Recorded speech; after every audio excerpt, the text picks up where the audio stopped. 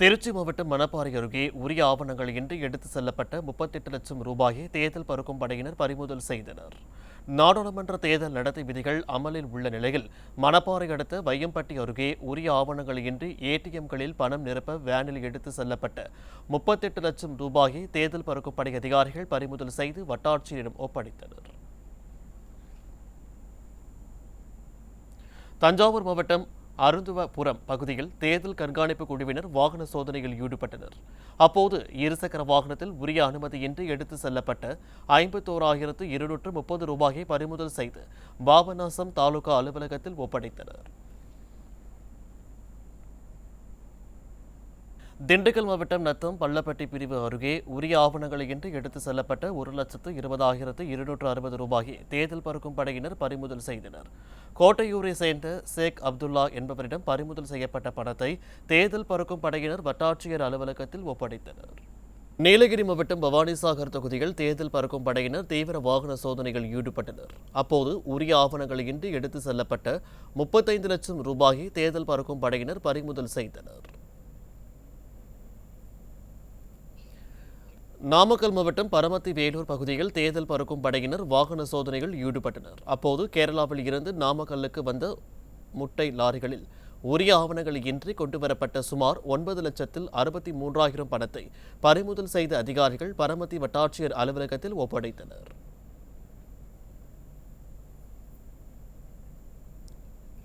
வேலூர் மாவட்டம் காட்பாடி அருகே இருவேறு இடங்களில் உரிய ஆவணங்கள் இன்றி எடுத்து செல்லப்பட்ட 4 லட்சம் ரூபாய் மதிப்பிலான புடவைகள் மற்றும் 40,000 ரூபாய் மதிப்பிலான மது பாட்டில்களை தேர்தல் அதிகாரிகள் பறிமுதல் செய்தனர்.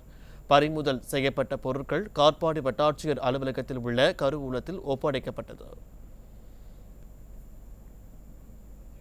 தென்காசி அருகே அரசு உயர்நிலைப் பள்ளியில் நடைபெற்ற ஆய்வக திறப்பு விழாவை பறக்கும் படையினர் தடுத்து நிறுத்தியதால் பரபரப்பு ஏற்பட்டது. செங்கோட்டை மேலூரில் உள்ள அரசு உயர்நிலைப் பள்ளியில் அறிவியல் ஆய்வகம் திறப்பதற்கான ஏற்பாடுகள் தீவிரமாக நடைபெற்றுள்ளது. இதனை அறிந்த பறக்கும் படை அதிகாரிகள் தேர்தல் நடத்தை விதிகளை மீறி அரசுக்கு சொந்தமான பள்ளியில் எப்படி விழா நடத்தலாம் என பள்ளி தலைமை ஆசிரியரை கேள்விகளால் துளைத்தெடுத்தனர். மேலும் விழாவினை உடனடியாக நிறுத்துமாறும் உத்தரவிட்டனர். விழுப்புரம் மாவட்டம் திண்டிவனம் அருகே உரிய ஆவணம் என்று எடுத்து செல்லப்பட்ட 1,50,000 ரூபாயை தேர்தல் பறக்கும் படையினரால் பறிமுதல் செய்யப்பட்டது.